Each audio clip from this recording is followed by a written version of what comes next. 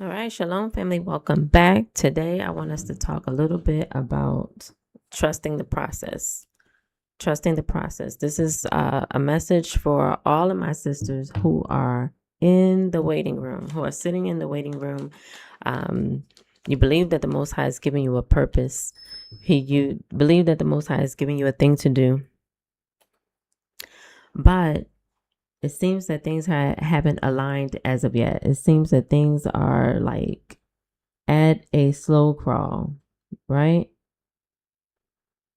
Okay, you see, it seems that things are at a slow crawl and you're pretty much in a waiting position, right? You're waiting for the Most High to move on your behalf, or you're waiting for that go ahead to push forward. So the Most High has shown you the thing to do. Now what, right? Now what happens? And so for some people, right? Some people, the Most High gives them a burden and he gives them instruction, and then they go off and they're off and they're doing the thing that he gave them to do. But there are some people that the Most High, when he shows you your purpose, you are in a waiting position. You're not given full instructions as of yet, right? And so that's what I want to talk us. That's what I want us to talk about today. Right. And so that's what I want us to consider, that waiting period, that process, right? And how to trust the Most High Yah during that time, right? Because there are a couple of people that we're going to look at in the Word of Yah that who had to do just that. They had to trust the process. They had to trust Abba Yah, trust that the word that he gave them, trust that the thing that he told them was going to come to pass, even though they did not see it just then. Or, they believed the word of the Most High. They believed what he said, but since it hasn't manifested, as of yet, that's that waiting period, that process of waiting, right? And so how they had to trust the process, right? Trust the process. The Most High will bring you to an expected end, right? When we trust the process. And so some may believe that while we're waiting, Abba Yah has forgotten about them, right? And so no, the Most High has not forgotten about you, but in the waiting room, patience is required, right? And so patience is required of you in the waiting room, because there are some things that the Most High may need to do uh, concerning you, right? And so he may need to build you up in some places, and he may need to get some things out of you in order that you may fully walk in your purpose, right? And so what does trust the process or trusting the process look like, right? And so there's two things that I want to focus in on. One being your willingness, right? Your willingness. And two being your availability, right? And then we'll go in and we'll break these two things down. But those are the two areas that I want to talk about in terms of trusting the process and what that actually looks like, right? And so being willing, right? I have a couple of things here, or three things here, but I want to really focus in on one. But the three things is, the first one is wait, right? Your willingness to wait, right? Not to rush it, right? To wait on the Most High. One thing I always say is that we can't demand that our purpose, takes place in our life. We can't demand it, right? We can't say, Abba Yah, I want it and I want it now. And then he's like, oh, okay, well, here, right? Because he's a loving Elohim.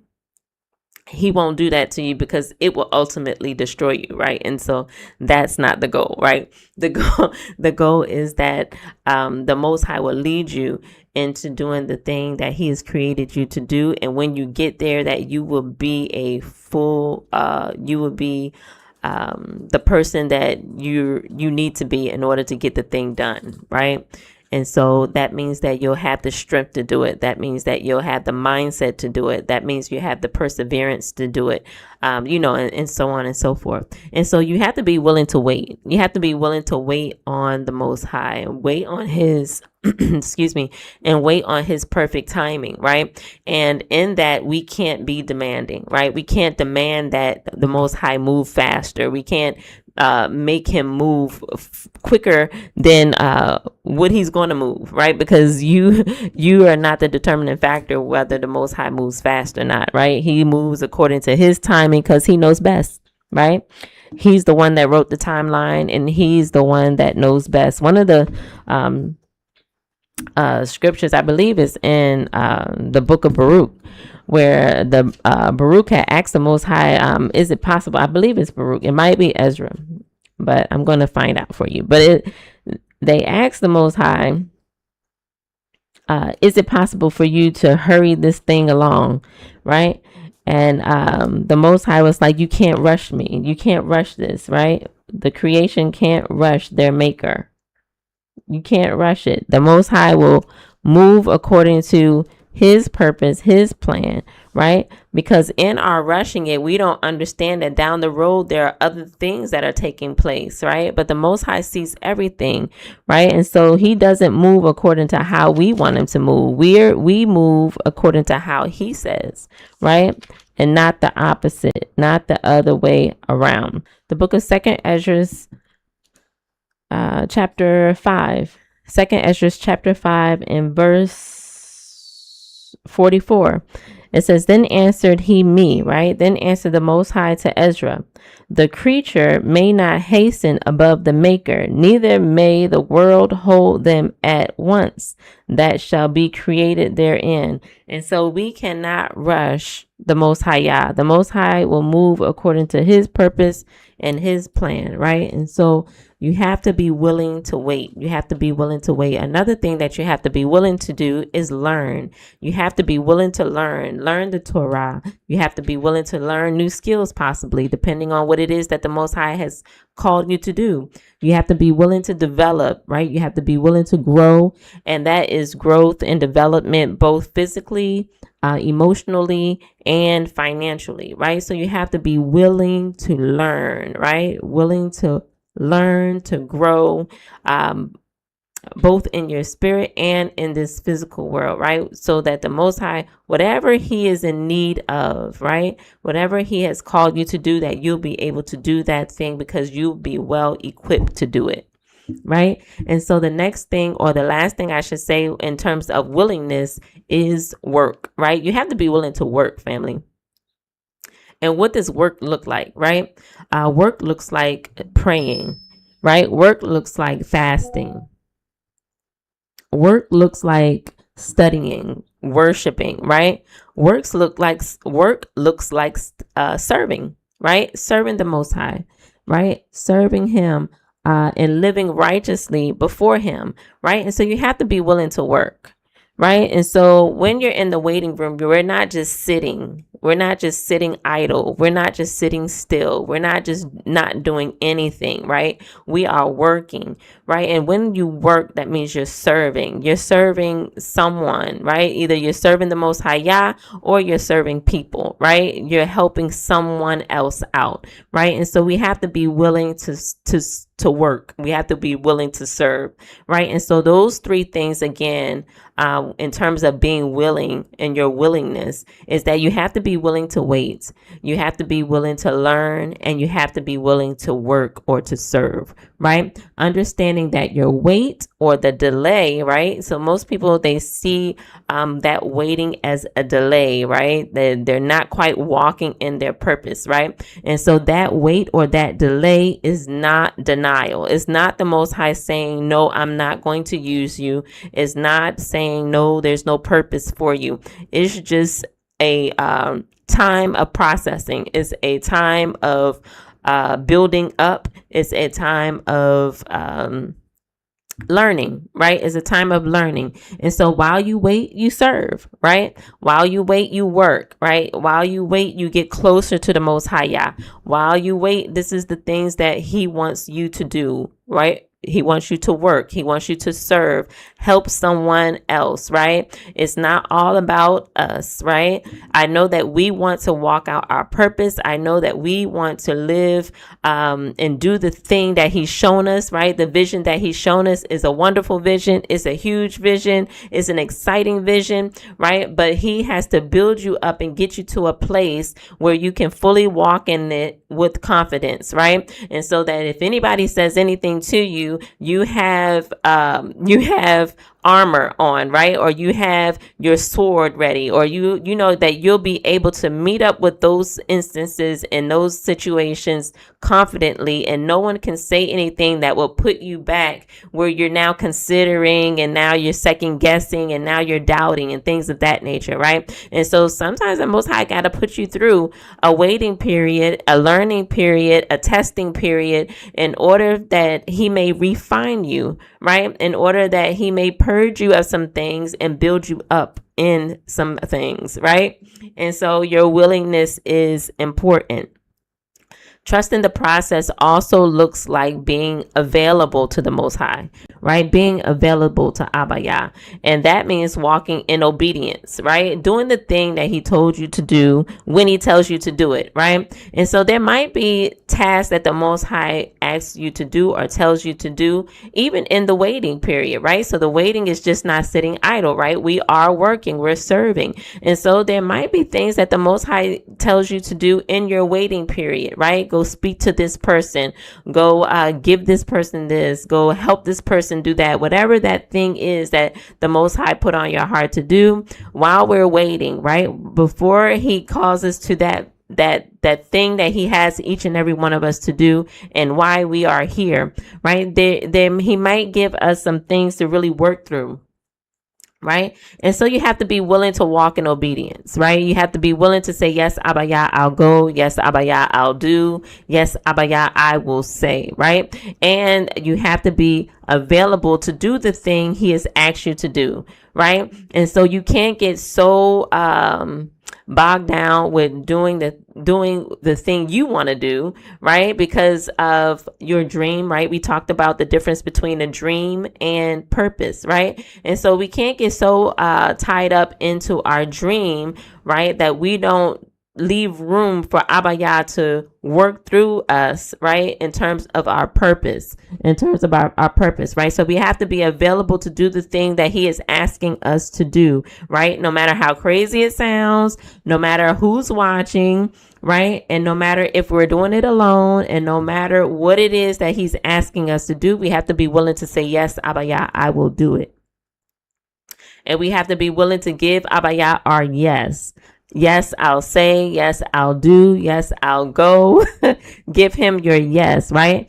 Isaiah said, send me, I'll go, right? Isaiah 6:8. Send me, I'll go. And also Enoch said it as well. Send me, I'll go. Yes, here I am. Here I am. I'll do it. I'll do it, right? And so, who else said it? There's a lot of people in the word of the Most High Yah who says, here I am, right? Here I am. And they gave Abba Yah their yes, right? Samuel gave the Most High his yes. Moses gave the Most High his yes, right? There's different people. Abraham gave the Most High his yes. Joseph, right, gave the Most High his yes. Elisha gave the Most High his yes, right? And so it's important that we also do the same. When the Most High calls us to do a thing, no matter what it is, right, that we say, yes, Abba Yah, I'll do it. Yes, Abba Yah, I'll go, I'll say, I'll do. Yes, right? And this is what trusting the process looks like, right? It looks like being willing to wait, being willing to learn, and being willing to work. And it also looks like your availability, right? Being available for use by the Most High Yah, however he chooses to use you, right? To be satisfied in that, right? It doesn't have to be any big grand thing. You know, some people just want to be used by the Most High if it's something big and grand. But for me, I would, Most High, use me as you will, right? Whether it's big or small, no matter what it is, I just want to be available for use, clean for use. What is it? Fit for use, right? And that's the thing that we want to be when in terms of the Most High Yah, right? And so Let me see what else I have. All right. And so some examples, when we take a look at Joseph, right? Joseph trusted the Most High's process by holding on to his dreams, right? When the Most High showed him.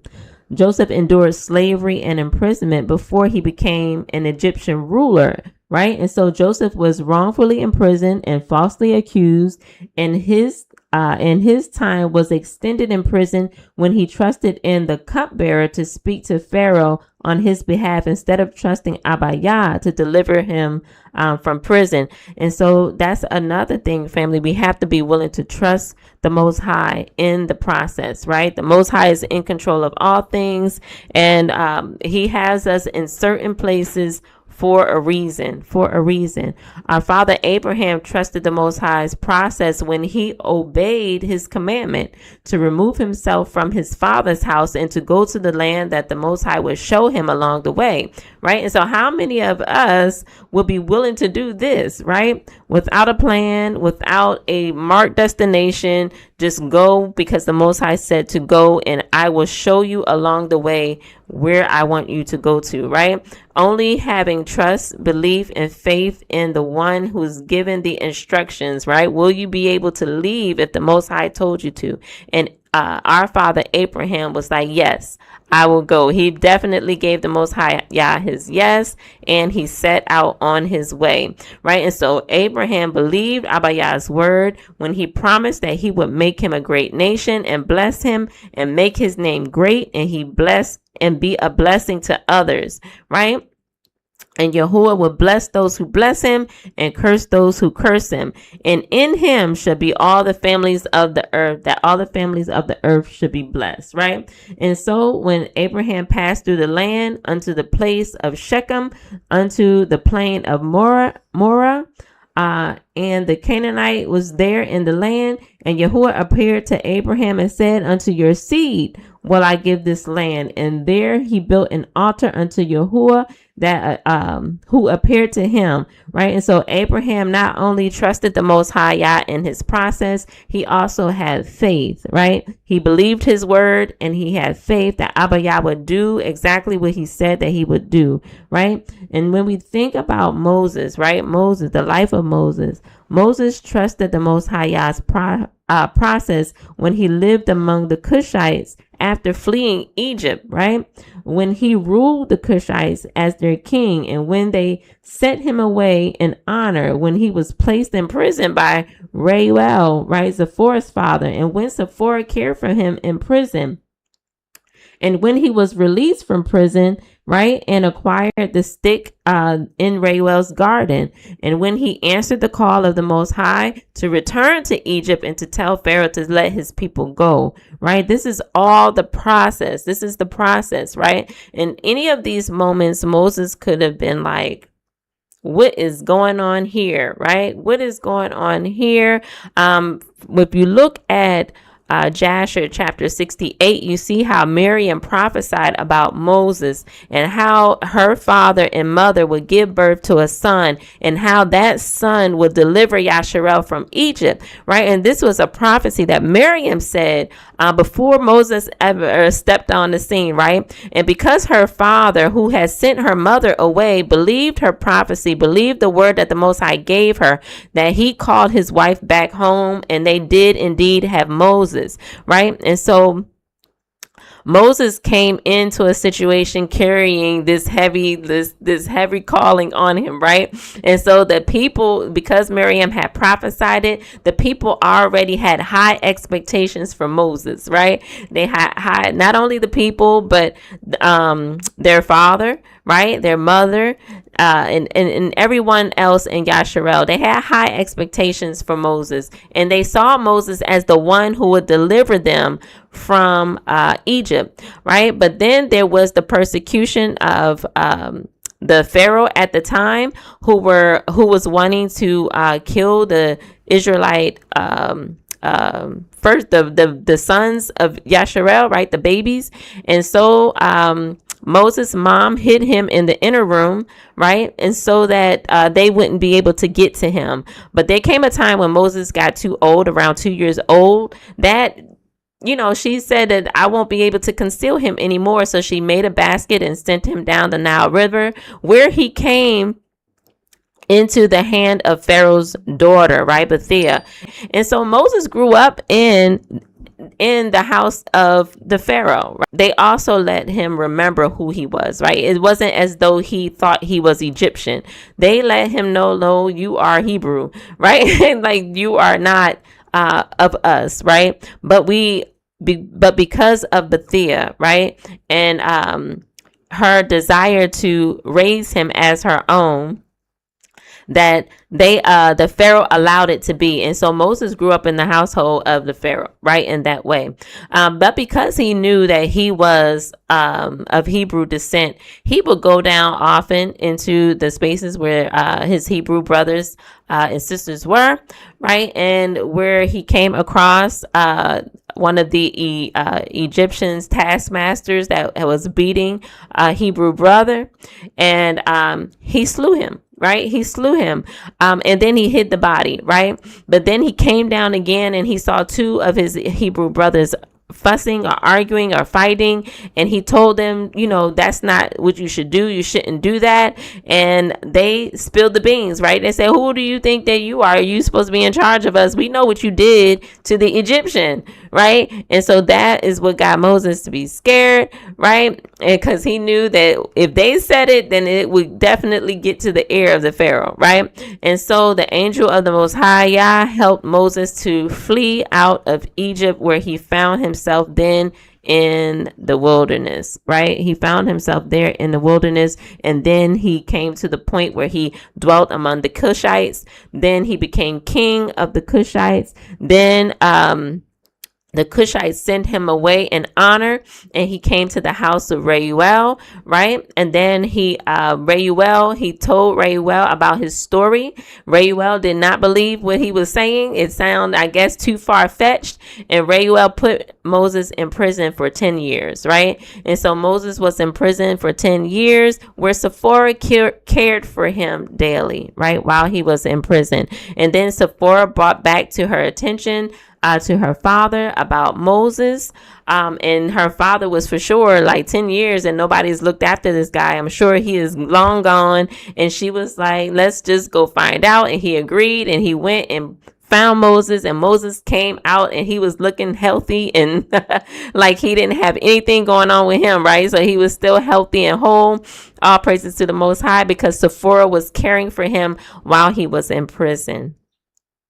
And then while he was in the house of Reuel, he was walking in the garden and came across the stick, right? The stick that Adam had when he left out of the Garden of Eden, right? And it went down the line and ended up in the hands of Reuel, and he had it planted in the garden where no man can pluck it up except for him that it belonged to, him that walked in righteousness, him that walked upright before the Most High Yah. And so I believe that the Most High Yah put the stick there for Moses to meet up with the stick, right? He met up with the stick, and it caught, as he was walking through the garden of Reuel, the stick caught his eye, because on the stick was written Yahuwah Sabaoth, I believe. And he went and he saw it and he picked it up, because other people have tried to pluck it up out of the ground, but they were unable to.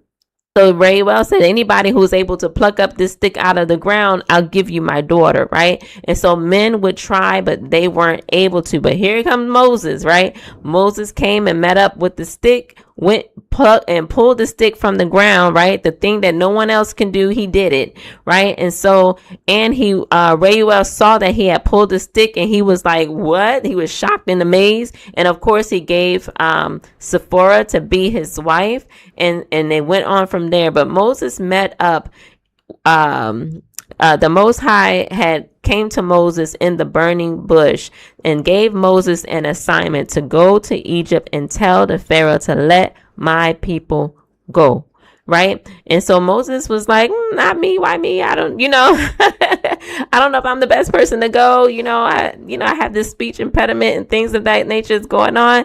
I don't know if it's me that you want. I don't know, right? And the Most High kindly, I don't know about kindly, but the Most High did remind him, like, who is the one that makes the mouth, right? Who is the one that makes the mouth? And the thing that the Most High told me one time is, who is the one that gives the message? And it's definitely the Most High Yah. It's not us, right? It's not us. And so Moses gave the Most High Yah his yes. And even though it was a place that he fled from originally, he was willing to go back to do the thing that the Most High told him to do. Now, how was he able to have confidence? How was he prepared in going forth to lead Yasharel out of Egypt, right? I believe that the Most High caused him to be king over the Cushites to prepare him to do that, right? To prepare him to be a leader to Yasharel, right? I believe that even his time in prison, the 10 years that he spent in prison where Sephora cared for him, I believe that was a time that the Most High prepared him to be humble before the Most High, knowing that the Most High was the one who cares for him. The Most High is the one who preserved him, and the Most High is the one that brought him out, even out of the prison, right? Once he was ready. And so there is a process here. I said all of that about Moses so that you can see the process, right? He wasn't sitting idle somewhere, right? He was working, he was moving, he was interacting, he was helping, right?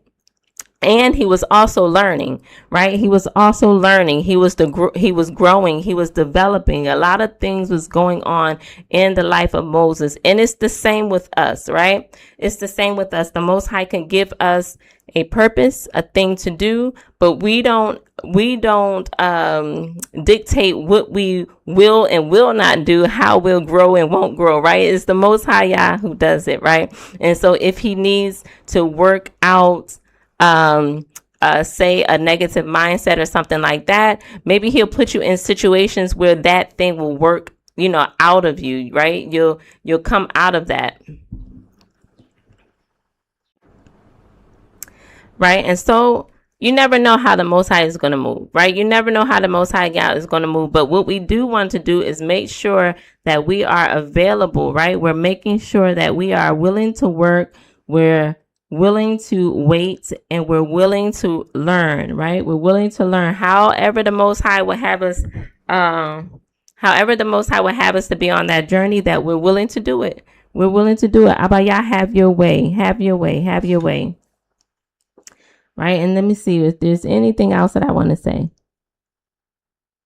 All right. And so the gap between receiving the vision, the word, the gap between receiving the vision, the word, the idea, or the dream from the Most High and walking in it. So that's the distance that we're talking about. This is the time that the Most High gives you the vision to the time that you're walking in it. That time in between is your waiting period, right? And that is the process, right? That's the time of the process that we're talking about, right? And so Abraham received instructions and promises from the Most High that were not manifested until 25 years later, right? And so, but Abraham lived a life where he shared the word of the Most High, Yah, with others. He lived a life where he was willing to give to other people. He lived a life where he served other people, right? And so in his waiting for his promises to be manifested that the Most High told him he would do, right? He was working, right? He built a vineyard that had 4 entrances on all 4 sides that people can come in and leave out, and he would give them food. He would give them water. He would give them clothes, and he would give them the word of the Most High Yah, right? And so he was working while he was waiting. Joseph was given a dream and a coat that represented what the Most High would do in his life, but he endured slavery, false imprisonment, separation from his family and friends before he became the ruler of Egypt, right? And so he was he served in prison and interpreted dreams, right? And so he trusted the Most High in his process, right? That even though he was enslaved, even though he was in prison, that the Most High would bring him out, that he would not be there always, that the Most High was with him, right? And so and indeed, the Most High did bring him out. And not only did he bring him out, but he put him into a position where he would be ruler in Egypt, right? A ruler in Egypt. And so Moses was told to go to Pharaoh and tell him to let his people go, right? So that they may serve him. But prior to that, walking in his assignment, his calling, Moses was appointed to go and deliver Yasharel from Egypt even before he was born, right? And so we went through the whole story of Moses and how that his process looked, right? How his process looked. And so another thing that I want to talk about in terms of trusting the process, right, is that there is also a caution that has to be said, right, in trusting the process, right? And so a lot of times we can get really excited about receiving the word from the Most High concerning us, our promise, our vision, whatever dream that he's given us, the thing that he's given us to do. We can get super excited about it. But I think it's really important that we count the cost, right? Make sure that we're going to be fully all in when the Most High calls us to do a thing, right? And that we don't shrink back, right? But that comes along with that willingness to walk in obedience, right? Being available to the Most High Yah. So we want to make sure that when the Most High calls us to do a thing, that we're willing to go through the process. We're willing to be purged. We're willing to be pruned. We're willing to give Abba Yah our yes and fully surrender to him, right? So that he will be able to get us to a place where he is able to use us, and that we'll be able to operate according to how he needs us to operate, right? To do the thing he is calling us to do, right? And also understand that when the Most High gives you a purpose, right, that it might not come about like you think it would, right? And so a lot of times when the Most High gives a purpose, people seem to think of glitz and the glamour and the sparkle and the shine of a thing, right? But sometimes the Most High can call you to go and give a hard word to someone. Sometimes the Most High can call you to go and do a hard thing, right? Sometimes the Most High can call you to do something that's not seen as the popular thing to do, right? But the thing to ask yourself is, are you all in, and will you do it anyhow? Will you do it anyhow, no matter what it is that the Most High is calling you to do, right? Think of Elijah when Elijah went to put the mantle on Elisha, right? And Elisha said, well, let me go and kiss my father and my mother, then I'll come and I'll come to you, right? But then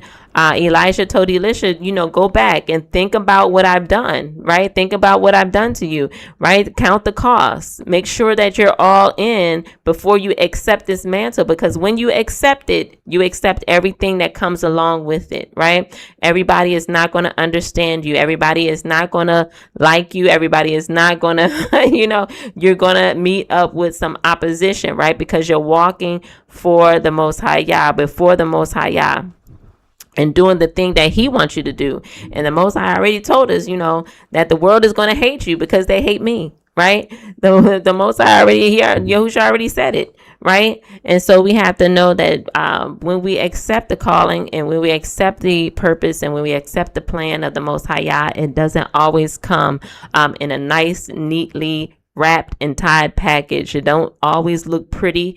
It don't always look comfortable. Sometimes it's uncomfortable, and sometimes it's really ugly, right? But we do it anyhow, because our core desire is to do the will of our Heavenly Father.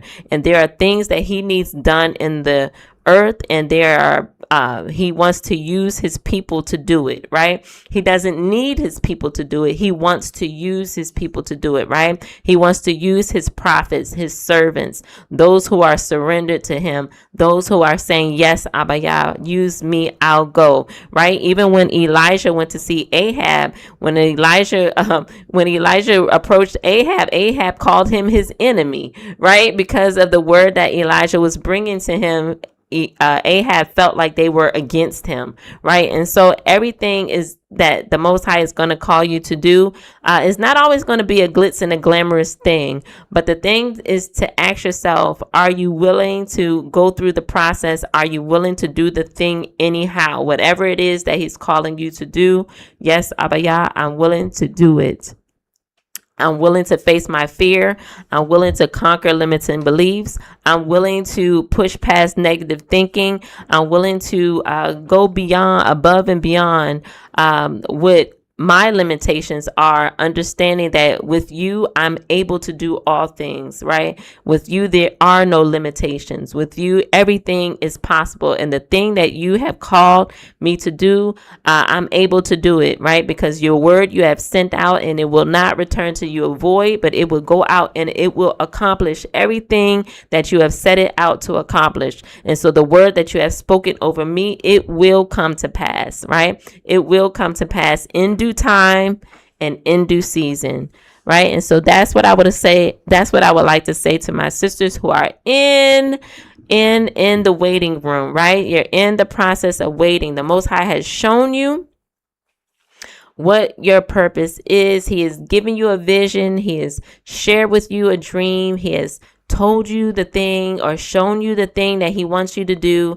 Now you have to wait on the Most High and allow him to prune you, allow him to shape you, allow him to mold you into the person that he needs you to be, so that you can go and fulfill the thing, do the thing that he is calling you to do, right? And so that comes along with being willing to wait, being willing to learn, and being willing to serve, being willing to work, helping someone else out, serving the Most High Yah, right? Through prayer, through worship, through study, growing in him more and more, getting closer to the Most High Yah, right? And your availability, being available to the Most High Yah, not being so distracted, unfocused, all over the place, but to hone in and say, Abba Yah, I'm willing and I'm waiting.